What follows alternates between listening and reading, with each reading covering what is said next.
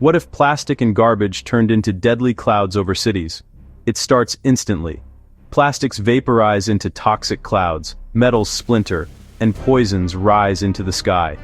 Imagine a dark chemical column drifting far beyond the volcano's slopes, turning clean air into danger zones. Volcanoes are living systems. Adding massive trash could destabilize magma, trigger eruptions, and rain molten fragments on unsuspecting towns. One solution could unleash unstoppable destruction. If this blew your mind, subscribe to SpecuSpark, hit like, and turn on the notification bell for more wild science adventures.